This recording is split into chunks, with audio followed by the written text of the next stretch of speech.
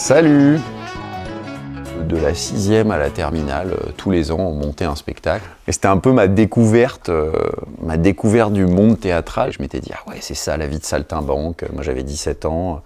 Je me levais le matin en me disant, waouh, ce soir, on va jouer, ça va être génial. Et je pense que ça a été un peu le début du virus. Et l'année d'après, je trouvais un agent, j'ai commencé à bosser en tant que comédienne. En tant que comédien. L'Atlas Molière. Moi, je suis pas très fan de Molière. J'ai du mal avec Molière. Je sais pas pourquoi, il y a un truc qui me dérange. Je crois que c'est parce que, je veux dire, je vois bien la brillance des scènes, etc. Mais je m'ennuie souvent avec Molière. Là où Shakespeare, je pars tout de suite.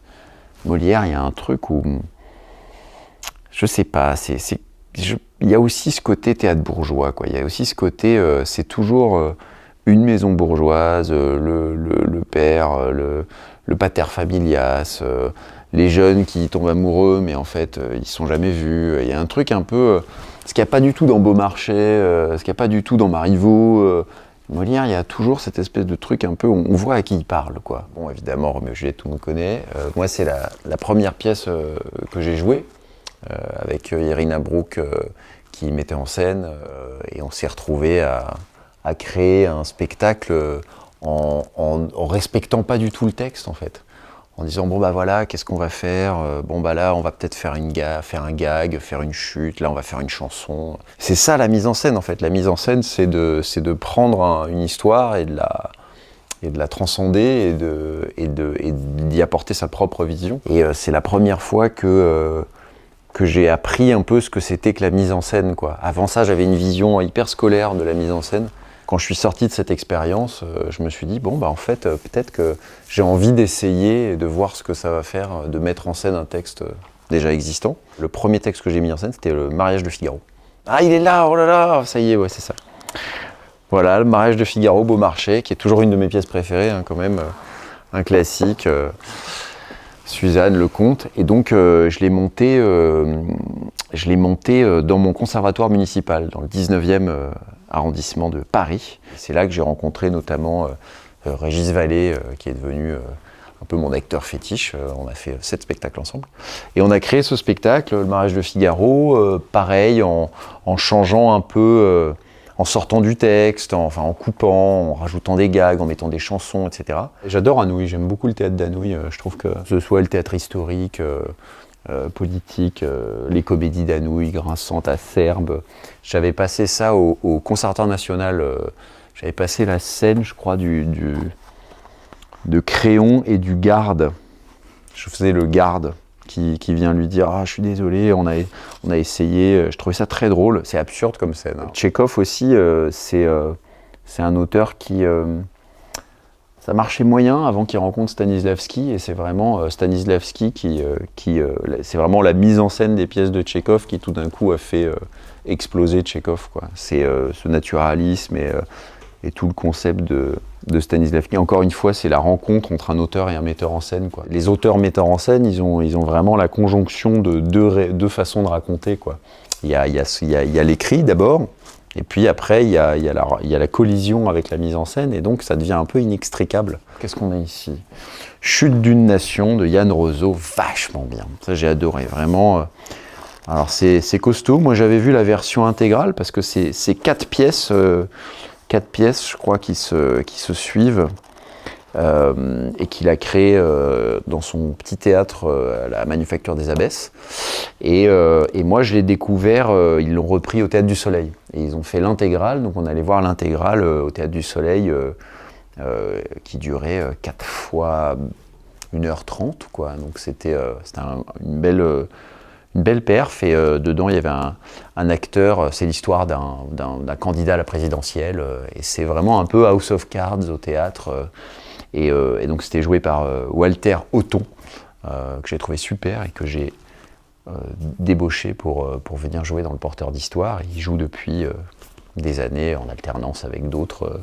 Ils sont 5, ce qui n'est pas énorme, et surtout il n'y a pas de décor, donc ça coûte rien. On l'a joué partout, aux quatre coins du monde, on l'a joué au Maroc, en Algérie, on l'a joué sur toutes les îles francophones, je veux dire de la Polynésie, la Réunion, la Guadeloupe, la Martinique, on l'a joué à Dubaï, en Chine, on l'a joué en Nouvelle-Calédonie, enfin partout quoi. Et en fait, quand il voyage, ce spectacle, il n'a pas besoin de décors. Hein. On pense pas forcément, mais quand on crée un spectacle énorme avec des décors énormes, on peut pas les faire voyager au bout du monde parce que ça coûte beaucoup trop cher. Et puis soit on les envoie en bateau, ça prend 3 mois. Enfin, c'est une fortune. Alors que le porteur, il y a 5 tabourets et un mur qu'on fait créer à chaque fois par les artisans locaux, et donc c'est drôle, on a eu des tabourets, alors que c'est juste des tabourets, on a eu des tabourets différents selon un style un peu libanais, un peu polynésien, un peu... Mais c'est tout ce qu'il faut, et les acteurs, ils amènent leur costume et ça peut jouer quoi. Alors Georges Feydeau théâtre. Alors Feydeau, j'adore son théâtre, et j'avais joué Feydeau dans le film Edmond. Eh bien, je vous le dis, je suis Georges Feydeau. Vous n'êtes pas Georges Feydeau. Mais si, mais non. Mais si. Mais non. Et donc je m'étais pas mal renseigné sur lui. Il y a plein d'histoires assez marrantes. C'était un très bon comédien. Tout ça, oui. Et bien plus encore. Il jouait très bien, et il avait l'habitude, quand il écrivait ses pièces, de diriger un petit peu, comme le faisait. Il n'y avait pas vraiment de metteur en scène à l'époque. Je crois que sa première pièce qu'il écrit, ça marchote, quoi. Ça marche pas mal, mais bon, succès d'estime. Et après ça, les 13 pièces d'après, 13 bides. Faut vraiment avoir le courage de continuer, quoi. Eh bien, mes amis, ça sent le succès. Il y a un truc, c'est que le théâtre, c'est l'art de la convention. Ça permet de raconter des choses pour pas très cher. Et ça change beaucoup parce que ça veut dire qu'on peut inventer des mondes, on peut faire de la science-fiction, on peut faire un film d'aventure, on peut faire une histoire, un road movie, on peut faire tout ça, et ça coûte pas plus cher que de raconter 2 personnages qui se parlent dans un café. Alors qu'au cinéma, dès qu'on commence à imaginer, bon bah ça va être un film de genre, il va y avoir des chevaux, ouh là là, le budget monte tout de suite quoi. Et donc Albin a édité Edmond, et c'est comme ça que je suis passé chez eux, et que derrière on est passé avec une histoire d'amour, etc. Et puis comme Albin, en fait, ils ont le livre de poche, ensuite le poche est passé sur le porteur, etc.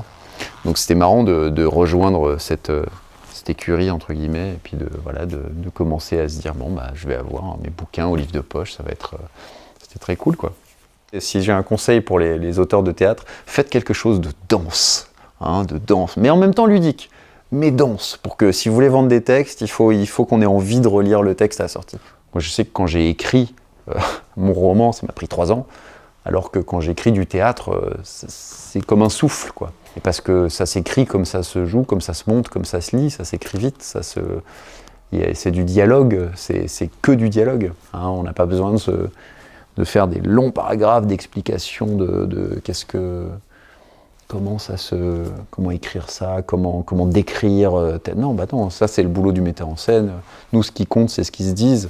Le Cercle des illusionnistes, par exemple, c'est une pièce qui est beaucoup plus visuelle que littéraire.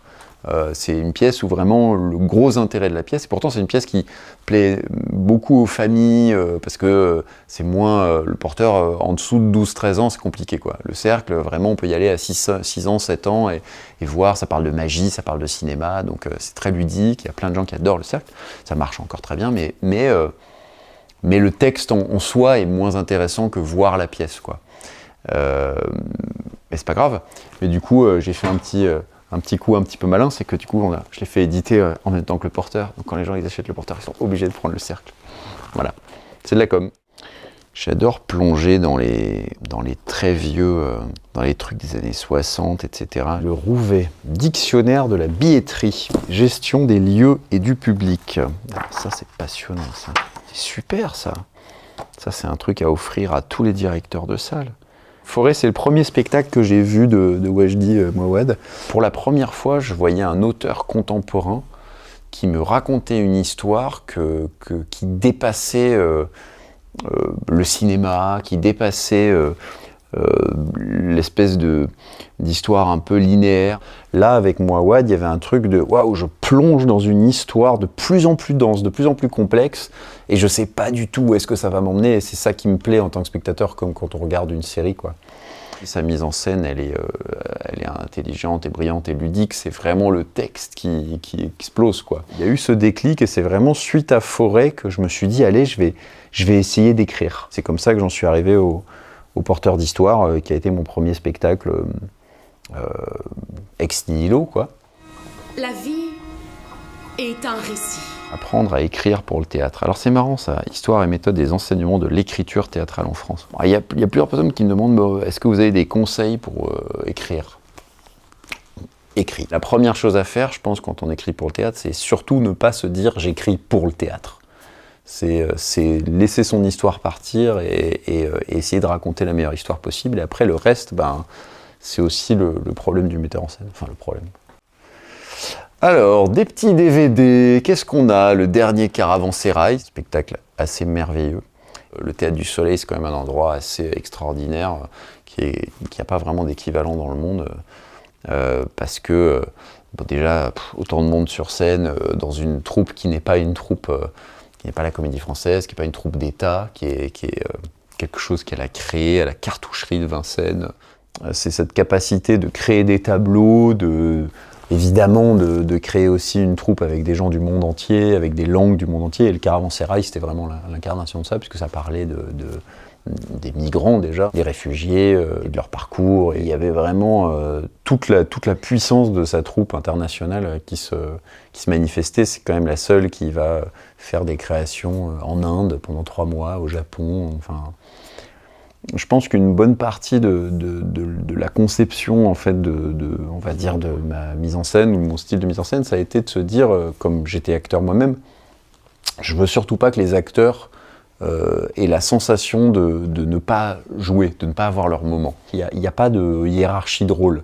Hein. Ils ont tous leur moment, ils jouent tous autant les uns que les autres, mais aussi, et ça c'est très mnouchkinien, ils sont au service du spectacle. Mais aussi, ils vont changer les décors, mais aussi, ils vont changer les costumes, mais aussi, on va chorégraphier les transitions. Ça, c'est très mnouchkinien aussi. C'est très...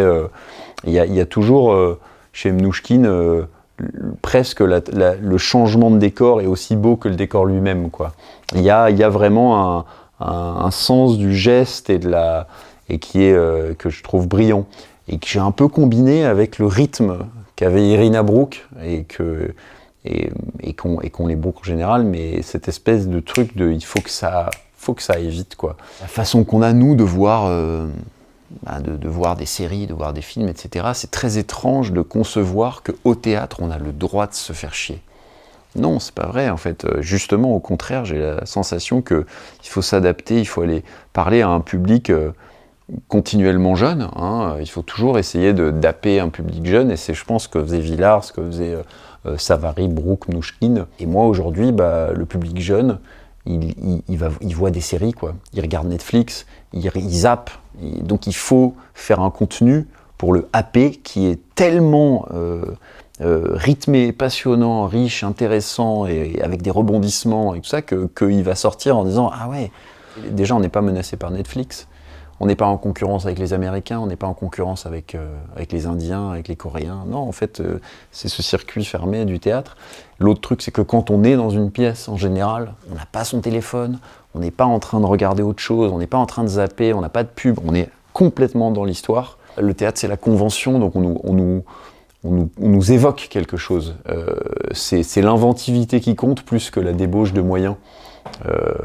Avec un peu de musique, un peu de lumière et un truc, hop, ça y est, on suggère qu'il va y avoir une bataille avec 5000 personnes.